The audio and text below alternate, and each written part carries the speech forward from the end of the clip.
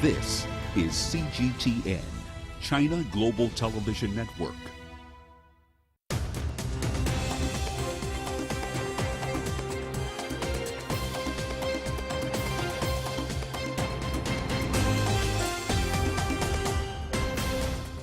Hello and welcome to China Global Television Network. This is The World Today.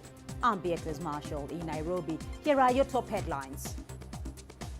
Sudan to reportedly announce a new sovereignty council and prime minister this week.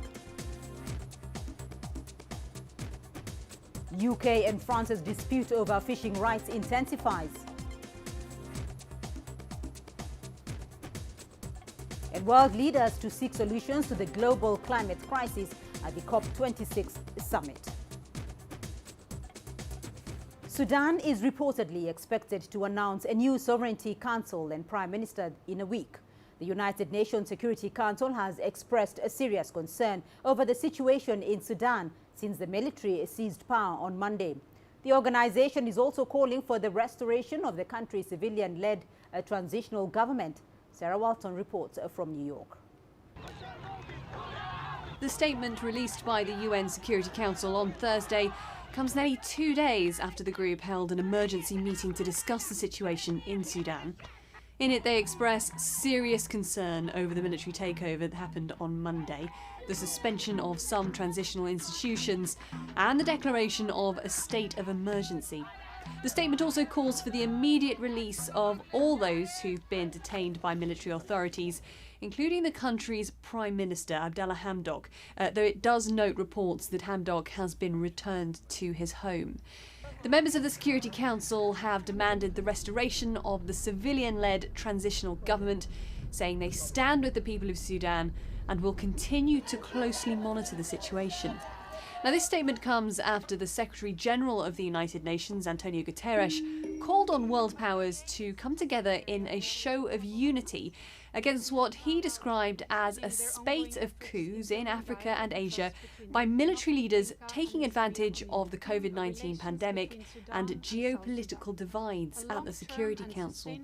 Meanwhile, the UN Office for the Coordination of Humanitarian Affairs says movement is now limited in the Sudanese capital Khartoum, while schools are closed and internet connection across most of the country is down. Sudan's Federal Ministry of Health and Doctors Committee says hospitals are now running short of vital medical supplies because of a blockage at the Port Sudan. Sarah Walton, CGTN, New York. We spoke to some people on the streets in Khartoum on how their lives have been affected. The market was closed and it was difficult to move around, but now since the morning I was able to come here with my car. The streets opened and the market has opened. But over the past days, transportation was difficult and we were waiting from morning till evening until the people could move through. And now, thank God, the market is good, the people are there. We went down to work and we will continue to work, and the country is safe and the bridges are open. The demands of the people are to feel reassured, to feel goods are stable, and we want to live like other people. France's agriculture minister says there has been no progress in talks with Britain over post-Brexit fishing licenses. France is now considering sanctions. Britain has denied any wrongdoing and has vowed an appropriate response. The dispute comes after French authorities fined 2 British fishing vessels on Thursday and detained one overnight. France accuses Britain of unfairly restricting French vessels from fishing in UK waters around Jersey in the Channel Islands. British officials say France's moves to block British fishing boats from ports is disproportionate. The measures being threatened do not appear to be compatible with the Trade and Cooperation Agreement or wider international law, and if carried through, will be met with an appropriate and calibrated response. I've heard that the UK thinks we are overreacting, but this is not an overreaction. We must stand up for our rights to protect our fishermen and our marine economy. We've been negotiating with Britain for 9 months, and they've been saying they will look at technical issues and everything can be worked out, which I certainly hope so. But it has to be settled before the deadline of November the 2nd. The dispute over fishing rights has intensified between Paris and London following Brexit. Members of the European Union have fishing access in waters belonging to others within the bloc. The UK has since lost those privileges, and Britain and the European Union agreed that after Brexit, they would issue licenses granting access to each other's waters. France now says the UK has granted only 50% of the licenses it said it was entitled to. London denies the allegations. Britain exports around 2/3 of its seafood to the European Union. Chinese President Xi Jinping will attend this weekend's G20 Leaders Summit via video link. He is expected to deliver a speech. Meanwhile, Chinese Foreign Ministry spokesperson Wang Wenbin has called for true multilateralism. The group of 20 nations is a major platform for international cooperation. It should uphold true multilateralism, carry forward the spirit of unity and cooperation, and seek common ground while resolving differences. The group should jointly face challenges like fighting the pandemic, restoring the world economy, promoting inclusiveness and sustainable development. China is willing to join hands with all parties to make the summit a success. It's just a few days until world leaders gather in Scotland for the COP26 summit. U.S. climate envoy John Kerry says the UN climate conference is a chance to win for life on this planet. He's in London ahead of the summit, which begins on Sunday in Glasgow. Michael Voss reports. Workers are putting last-minute touches to the conference centre in Glasgow, and security is being stepped up with the opening at the UN climate conference COP26 in Glasgow just days away. Demonstrators are also arriving. This is Ocean Rebellion, staging a flaming protest for their children's future, targeting the impact of oil companies. Some of the key participants are currently in London, where the US Special Envoy John Kerry gave a speech laying out Washington's position. Now, we must significantly accelerate our efforts. That is a judgment not of me or President Biden or of anybody in politics. It's the judgment of the best science and mathematics. That's what this is about. Not ideology, not politics. It's about mathematics and physics.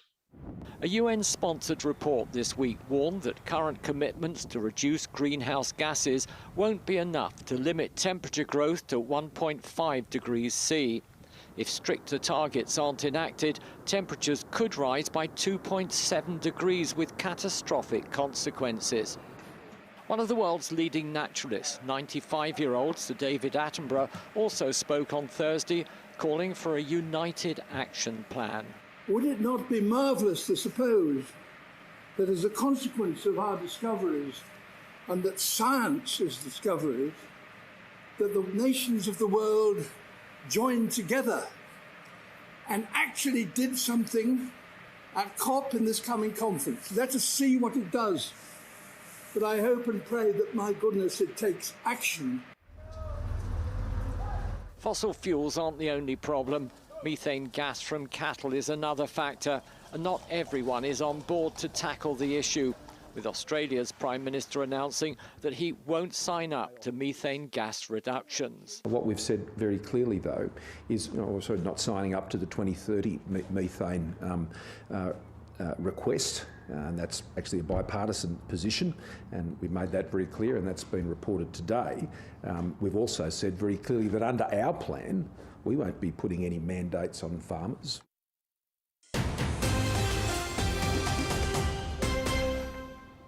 The Cumbre Vieja volcano in Spain continues to spew lava on the island of La Palma. It's been more than a month now. Thousands of residents have been forced to evacuate. Rahul Patak has more. Now in its 6th week, the La Palma volcanic eruption seems to have become more intense, with bigger lava flows and increased seismic activity. Another partial collapse of the main cone has allowed a 6th vent to appear, but thankfully the new lava flow looks to have merged with an older path and should avoid further building damage. One symbol of resistance against this natural disaster has been the Santella family house, which was engulfed by molten lava but somehow still remains standing. It's a painful reminder of a place they still call home. As a family, we enjoyed many parties there, events, Christmas, our summers, all at that place. So you don't want it to collapse. That's how we feel. But on the other hand, the longer this goes on, every day is like torture. Now, the lava flow has covered nearly 900 hectares of land, and thousands of people have had to evacuate their homes. Now, the force of these latest eruptions has shot the lava skywards to nearly twice the height of the Eiffel Tower.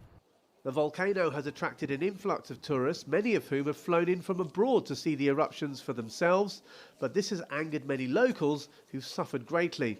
According to the experts, this suffering looks set to continue.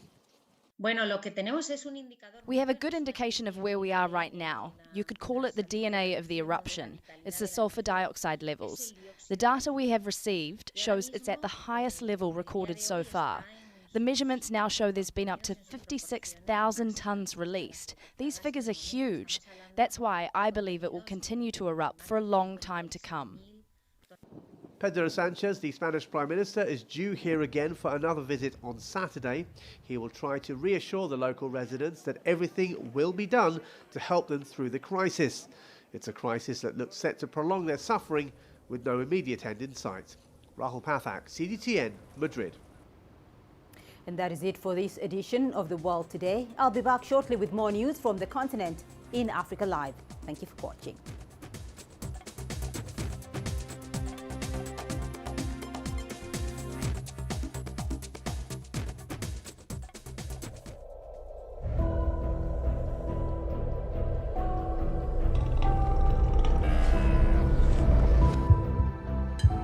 It's taken me completely out of my depth, but at the same time, it's exciting. It's new, it's different, it's a challenge. It's really exciting.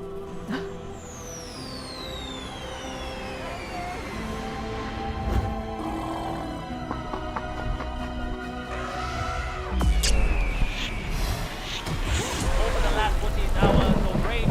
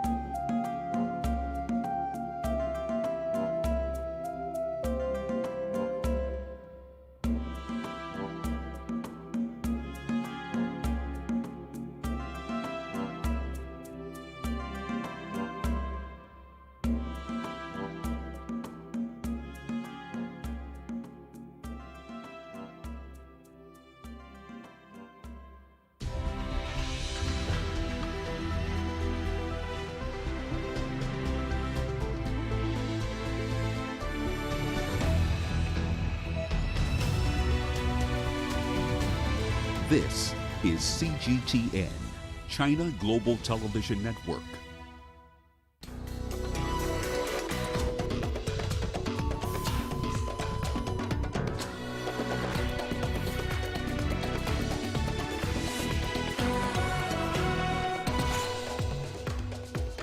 Khartoum residents mourn people killed during demonstrations as pressure mounts on the military to restore transitional government. Nigeria says it has killed the new leader of the Islamic State of West African Province militant group. And the Democratic Republic of Congo to ban all log exports to protect its tropical rainforest. Welcome to Africa Live on CGTN with me, Beatrice Marshall, in Nairobi. Also ahead on the program, in Egypt and Israel finalized details for the construction of an offshore pipeline to connect their gas grids. And in sports, world record holder Tajana Showmaker launches initiative for underprivileged swimmers in South Africa. Well, let's pick up our coverage of the Sudan political crisis. Sudan is reportedly expected to announce a new sovereignty council and prime minister in a week's time. This comes as the United Nations Security Council has expressed serious concern over the situation in that country since the military seized power on Monday. The United States and United Nations dialed up the pressure on Sudan's new military junta. U.S. President Joe Biden says his nation, like others, stood with the demonstrators and wants the military leadership to reinstate the transitional government. And still in Sudan, Khartoum residents have been mourning and holding burials of people killed during protests against this week's military coup. The death toll now stands at 11. At least 170 protesters are said to have been injured. Activists have been circulating videos on social media showing mostly empty streets in the capital, with most stores closed except for groceries and bakeries. Earlier, protesters called for a national strike to pressure the military to relinquish power. The Sudanese army is facing widening opposition to the takeover, with state officials in Khartoum vowing disobedience and activists mobilizing for mass demonstrations on a Saturday. Mohammed Abdel Salam was killed on the day of the coup, that dark day. We were a number of protesters on a bridge and he was targeted by a sniper from Abdul Fattah's Al-Burhan forces. Well, let's cross over now to CGTN's Naba Mohideen. She's joining us from Khartoum. Naba, Russia's Sputnik News agency is reporting that Sudan will announce a new sovereignty council and a prime minister in a week. What are you hearing there?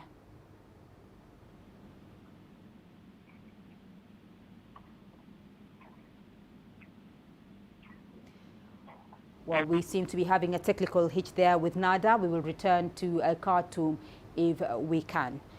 Well, the Horn of Africa is in turbulence. Different armed conflicts and political crises continue to rage on in different countries in the sub-region, threatening to destabilize it. In the following report, CGTN's Robert Nagila takes a closer look at some of these crises. When Sudan's military announced early this week that it had dissolved the civilian government and detained Prime Minister Abdallah Hamdok and members of his cabinet, General Abdel Fattah al-Burhan blamed political infighting as the reason. Since the ouster of former President Omar al-Bashir in 2019, the country has been run by a transitional authority, the Sovereign Council, made up of military and civilian leaders. In September, a coup attempt was foiled, and just recently, General Burhan called for the government to be dissolved. He says he will hand over power to a civilian government after elections in 2023. In neighboring Ethiopia, the government's been embroiled in a conflict with rebels in the country's Tigray region since November 2020. In September last year, the regional administration in Tigray held its own regional elections in defiance of the central government. 2 months later, Prime Minister Abiy Ahmed launched a military offensive against Tigrayan forces in response to what he said was an attack on federal troops at an Ethiopian National Defense Forces base. The fightings left thousands dead and over 300,000 people in need of urgent humanitarian assistance. West of Ethiopia, Africa's newest state has been in turmoil for most of the decade. It's been 10 years since South Sudan gained independence after seceding from Sudan. A 2013 power struggle between President Salva Kiir and Vice President Riek Machar led to a civil war that claimed nearly 400,000 lives and displaced 4.3 million people. Following a peace agreement signed in 2018 to end the civil war, the two leaders formed a unity government with elections scheduled for 2022. Robert Nagela, CGTN, Nairobi, Kenya. Well, let's return to Khartoum now, where we understand that Sudan is reportedly expected to announce a new sovereignty council and prime minister in a week's time. And let's cross over now to CGTN's Naba Mohideen. She's in Khartoum for us. Naba, if you can hear me now, Russia's Sputnik news agency is reporting that Sudan will announce a new sovereignty council and prime minister in a week's time. What are you hearing over there? There is some news that the military said they don't object the Prime Minister Abdullah Hamdok to be appointed as the Prime Minister again. Abdullah Hamdok also said there's some news saying that Abdullah Hamdok offered 4 conditions to do that. One of the conditions is to appoint the new government by himself and also to exclude the military from the political scene. But there is news saying that the military general refused his suggestion, and the general said they will go on and proceed on forming the new government. Well, Nada, we do understand as well that Khartoum residents have been mourning and holding burials for the people killed during protests. But again, more anti-military protests are being planned for Saturday. Can you update us on the security situation there? Right now, there is a partial opening of streets and bridges and life. The military generals are trying to get life to normal again, but people are skeptical about it, and the security situation is still fragile. There is a very big calls for the tomorrow's or Saturday's 1 million person march. There is calls for a comprehensive civil disobedience, especially after Hamdok's 4 conditions news were announced. So there is some arrangements, some deployments of the military in the main streets, and a lot of checkpoints from the military intelligence and police. Last night also Khartoum witnessed a riot in different places like northern Khartoum, eastern Khartoum, and it was reported that some violence against protesters who were promoting for Saturday's marches happened yesterday. There is one confirmed due to the Ministry of Health. There is one confirmed protester was killed and 2 injuries. Right now, people are skeptical. The security situation is still fragile, but the protesters, pro-democracy protesters, they said they will go on the streets tomorrow, whatever happens, and they don't want the military to be in the political scene again. Well, U.S. President Joe Biden and the United Nations have been piling pressure on the military to restore the transitional government. What are the reactions there?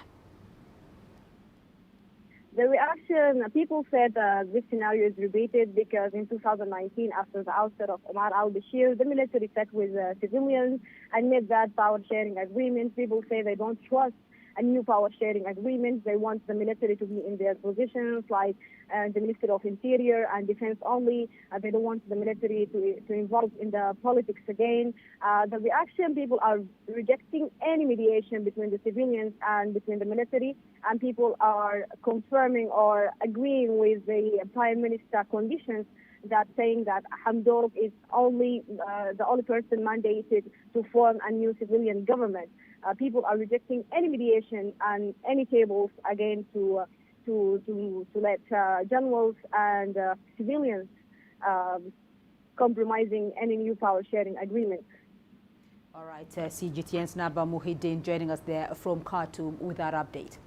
Now, in Nigeria, the army says it has killed the new leader of the insurgent group, the Islamic State of West Africa Province. In a statement, Army spokesperson Brigadier Bernard Onyuko says that a total of 38 terrorist elements were killed during the military operation this month. ISWAP's new leader, Malam Bako, was killed during the land and air raids The announcement comes just 2 weeks after the death of the group's former head, Abu Musab al-Barwani. ISWAP is an offshoot of the Boko Haram insurgent group that has been fighting against the Nigerian armed forces for over a decade.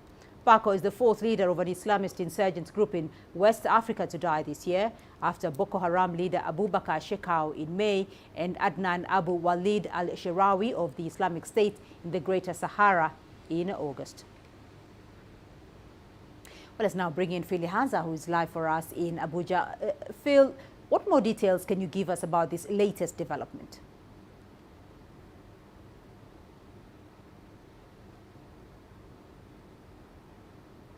Well, thanks, Beatrice. So it was in a briefing given by the military top command, high command, about the update of their, efforts, assault against the insurgents in the northeast, in Abuja. When they gave that briefing to reporters, they said that apart from the new leader that has been killed in their operations, 37 other terrorists were killed in that operation that has been occurring for about 2 weeks now.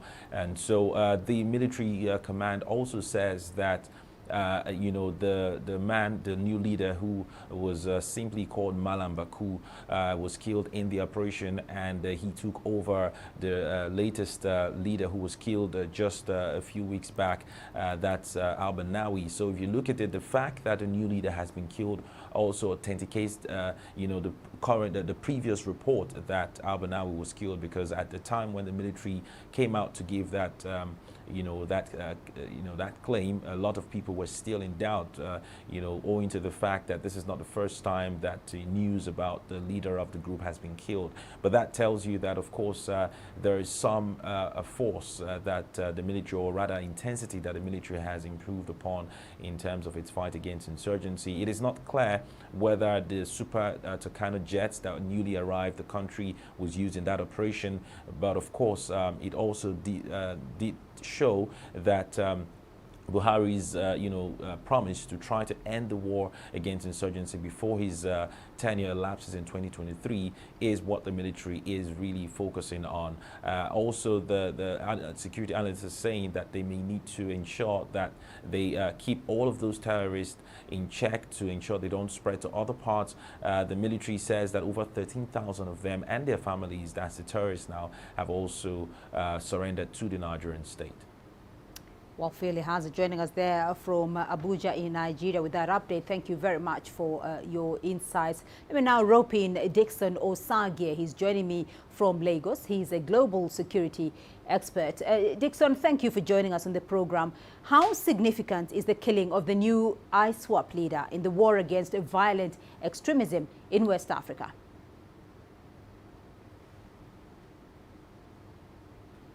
Thank you very much, Beatrice.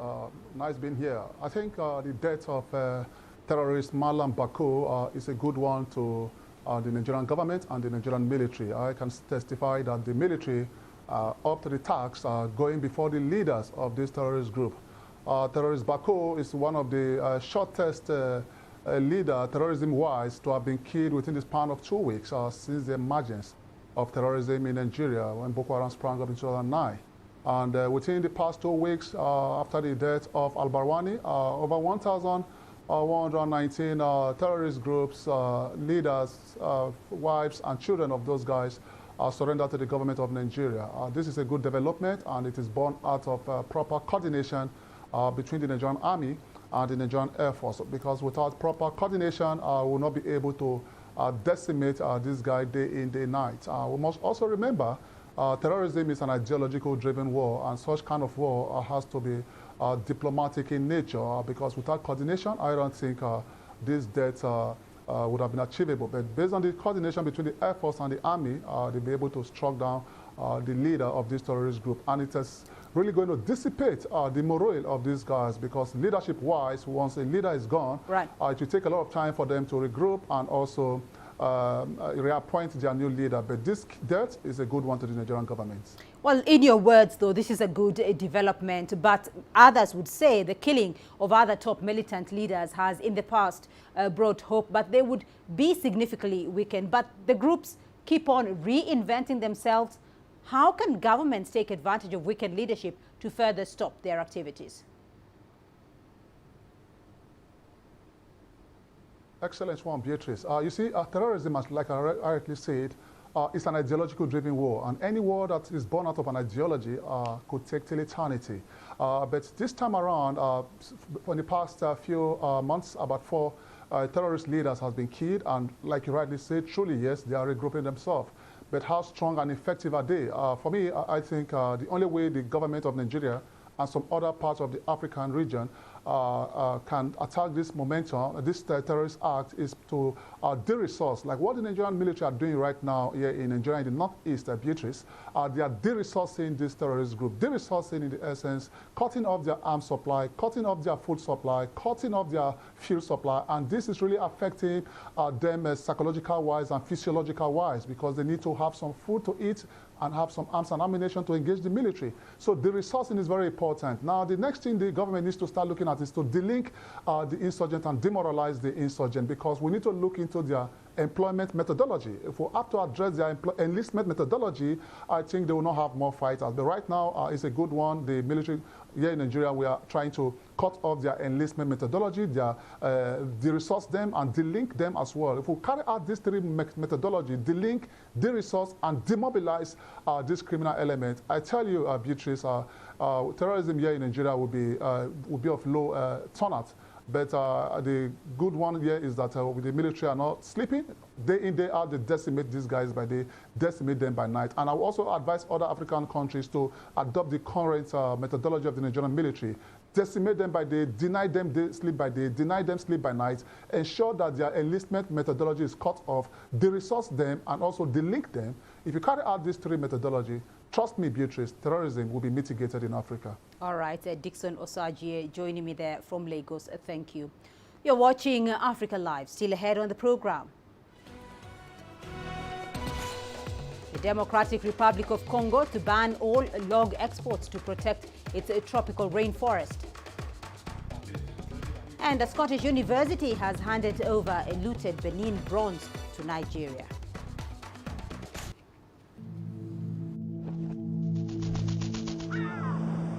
How will your world change today?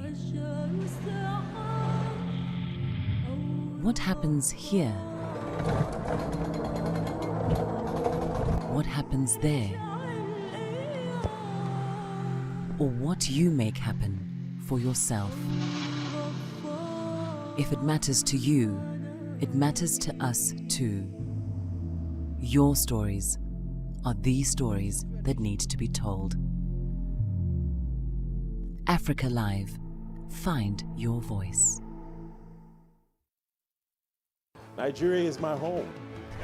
160 million vibrant, ambitious individuals constantly seeking the perfect self-expression. It is these people who inspired me to be that person that is seen, to be a voice that is heard, and ultimately to be the anchor that I am.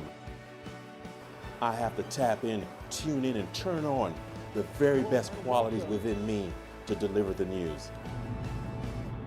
I'm Richard Nta, an anchor for CGTN.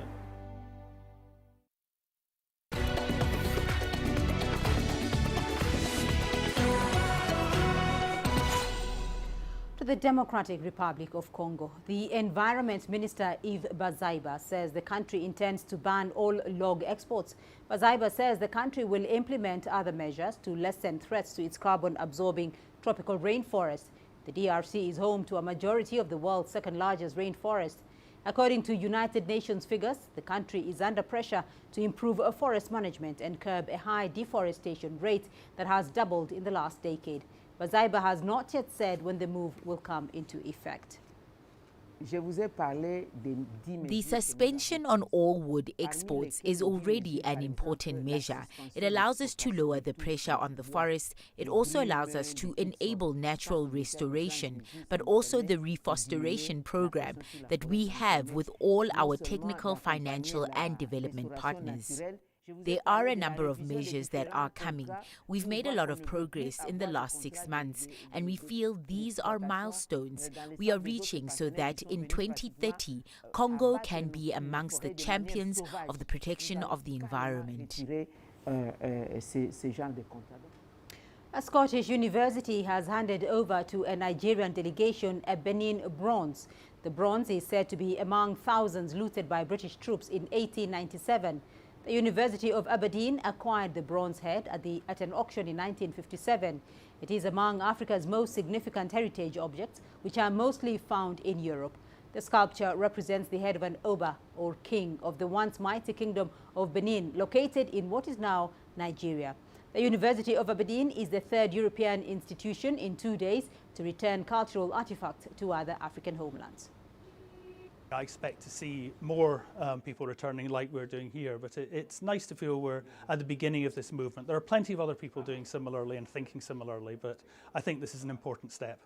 We have thousands of these bronze works, ivory and wooden carvings that were looted from the palace of the Oba of Benin. And now I think the realization is coming around that these things were wrongly taken and should not be kept by those who took them. And in a related development, Benin's royal treasures are on show for the last time in Paris this week. That's before officials hand back the cultural artifacts. They were looted from Benin during the colonial era. The move is setting a precedent that will pressure other global institutions to return works stolen from Africa. Nokutula Shabalala has that story. These artifacts were looted by the French army from Benin's kingdom of Dahomey in 1892. The 26 artifacts are on display for the last time here in Paris. The cultural artifacts will be returned to Benin this week. We have obligations when it comes to these historical artifacts, and naturally a certain attachment. They had been here for 130 years. I'm not 130 years old, but I've known them for 40 years. There is an attachment, but I also tell myself that they will be seen again in their country of origin, and that is meaningful. The handover ceremony will be presided over by French President Emmanuel Macron. They are among 5,000 works requested back by Benin. This international debate on restitutions of looted cultural artifacts that was initiated in France leads to a new way of working, new ethics, and new work procedures with the countries of origin. I think this is an important step, and things are going in the right direction.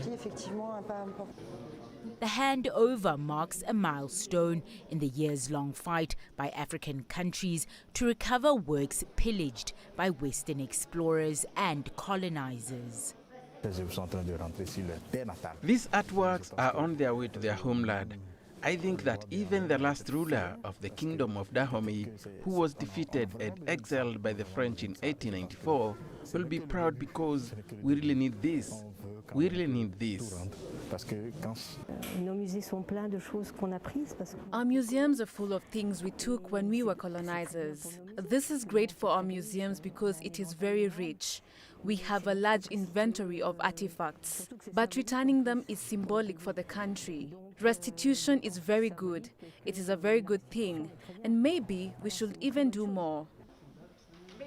Around 90% of Africa's cultural heritage is believed to be in Europe.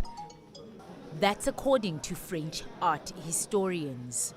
Nokutula Shabalala, CGTN. The high number of HIV cases in South Africa could hamper the country's fight against COVID-19. Scientific research done on an HIV-positive woman in the country has revealed that the virus stayed alive in her for 216 days and mutated rapidly. There are 8.2 million people living with the human immunodeficiency virus in South Africa, the highest in any nation. It also has the largest antiretroviral treatment program in the world, but these numbers have dropped during the COVID-19 pandemic, raising alarm bells among health officials. Here's CGTN's Julie Shire. Sindili St. Benedict Kumalo has been living with HIV for 20 years. The AIDS activist contracted COVID-19 earlier this year, not long after receiving his jab. I didn't have a headache, I didn't have the strong cough, it was a little bit of changes in terms of the voice. I thought maybe I catch the flu because the season is changing, but it wasn't something severe. Khumalo believes being vaccinated and being diligent with his antiretroviral therapy helped him escape the severe effects of the coronavirus. My line of the treatment is one of the strongest line of the treatment, of which is the first line regimen, of which is combined of equivalence, and I strongly believe in my treatment combination that the 3CC helped me a lot, in terms of to try to push back COVID. At least 4% of people in Khumalo's shoes have defaulted on their treatment. Almost 4 million South Africans, half of all HIV-positive people, were on antiretrovirals before the pandemic. Scientists are concerned a drop in numbers puts patients at a higher risk of severe COVID-19 infection. The long duration of this pandemic has affected people's ability to get antiretroviral therapy in some cases.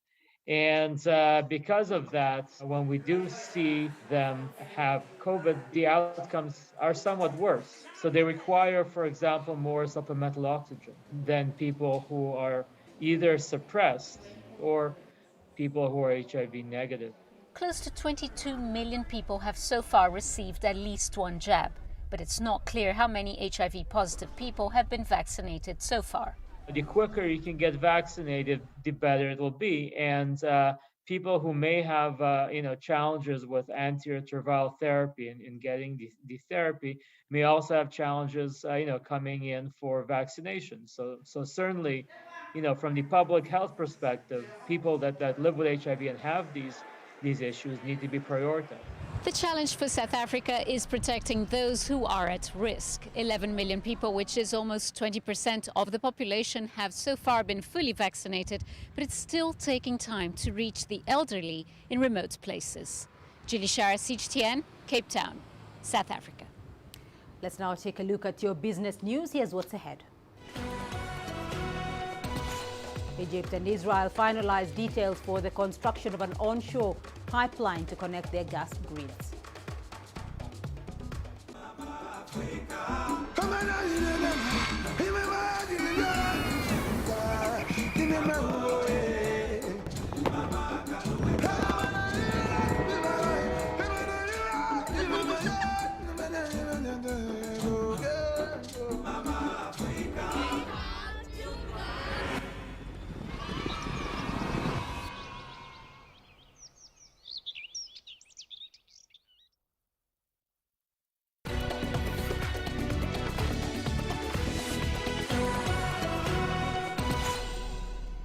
Egypt and Israel are finalizing details for the construction of a new onshore pipeline to connect their gas grids. It will also increase Israel's natural gas exports to Egypt by 3 to 5 billion cubic meters. CGTN's Yasser Hakim has more.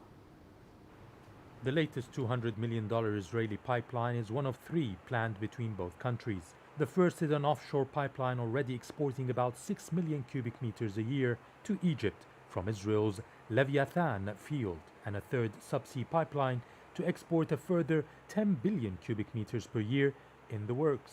The Israeli gas supplies would be re-exported to Europe after liquefaction in Egypt's LNG plants, the only 2 in the East Med and North African region. The investment required for LNG is a mega investment. Actually, Egypt is in a good position because this 2 LNG facility in Edco and Damietta started in 2005. So they have a lower operating cost compared to build a new one, which take normally between 6 to 7 years. And also these 2 LNG facilities have the capacity to increase. Yes, we can expand. Both LNG facility have the capacity of 17.5 billion cubic meter per year. Only 7 billion cubic meters are being produced so far, but the North African country has already signed gas import deals with Cyprus and Greece earlier in the year to be liquefied and re-exported to Europe and Asia. These agreements would help supply badly needed natural gas in the markets amidst the global energy crisis. Egypt now in the center, we are exporting gas we're planning to export gas to Europe. We are exporting gas to Africa. Egypt is exporting gas to Jordan and from Jordan to Iraq. Signed about 3 weeks ago agreement with Saudi to have connection with Saudi electricity and the rest of the Gulf country. It's in Egypt's favor.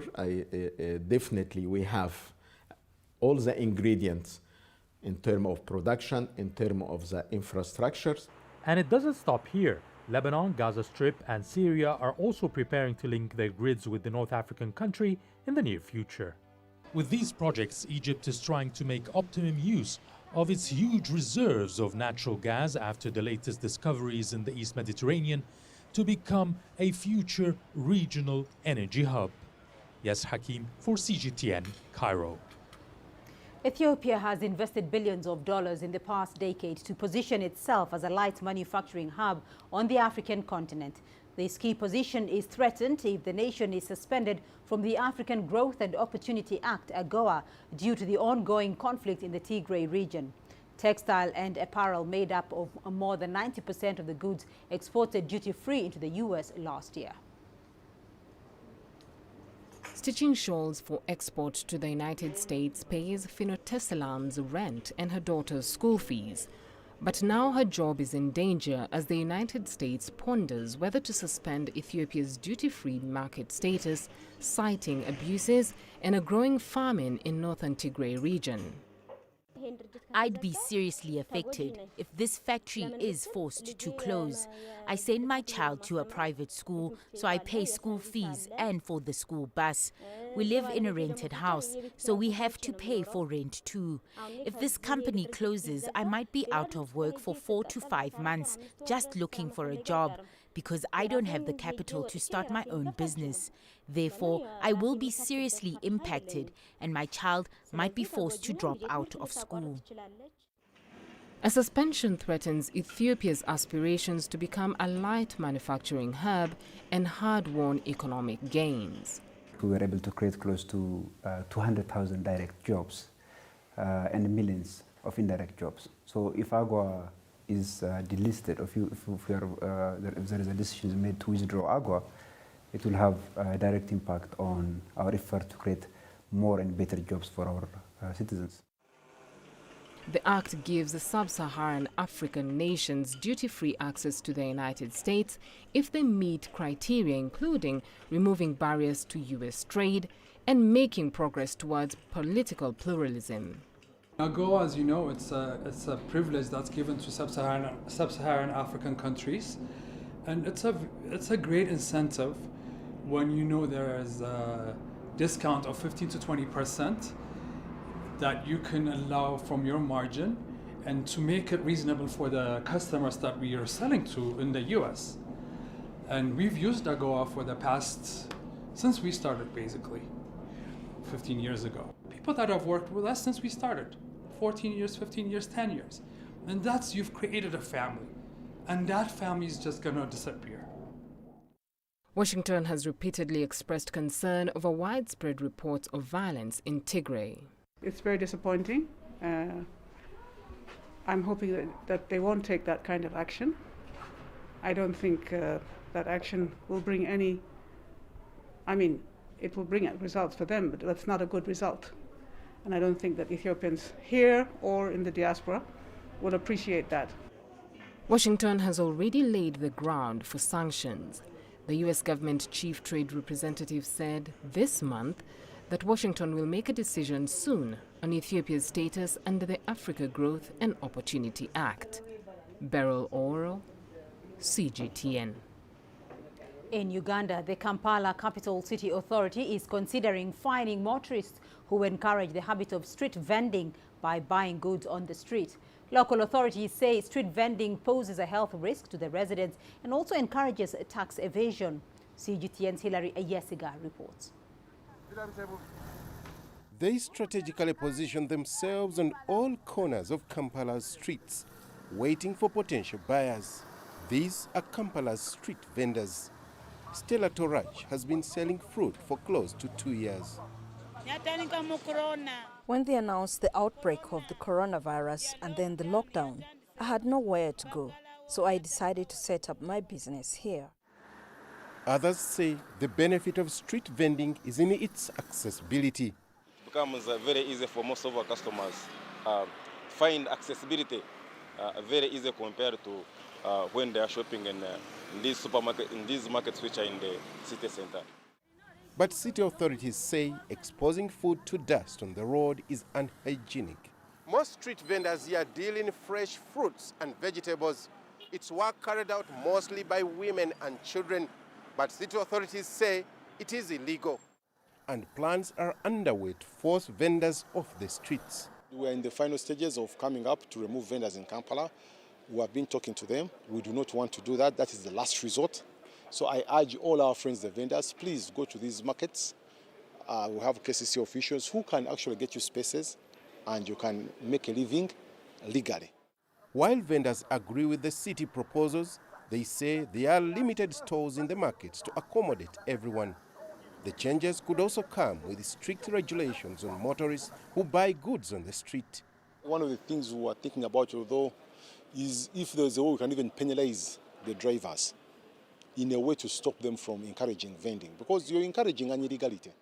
But the buyers say purchasing goods on the street is convenient. In the evening when you are from work, we're already tired.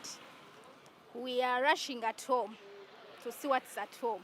So this roadside is convenience for me. Unemployment is still a big challenge in Uganda, with 2.44% of the country out of work. Local authorities say there are over 10,000 vendors on Kampala's streets. And as a way of restoring trade order in the capital Kampala, local authorities are now building new markets to make space for them. Hilara Isga, CGTN, Kampala, Uganda. Well, let's now take a look at your sports news. Here's what's ahead. World record holder Tatiana Shonmaka launches an initiative for underprivileged swimmers in South Africa. In the desert country of Namibia, an unlikely fashion movement is amassing growing interest. Laurentius Gebart, or Lou the Vintage Guru, as he is known, is a leading figure in the so-called Afro-Dandy movement.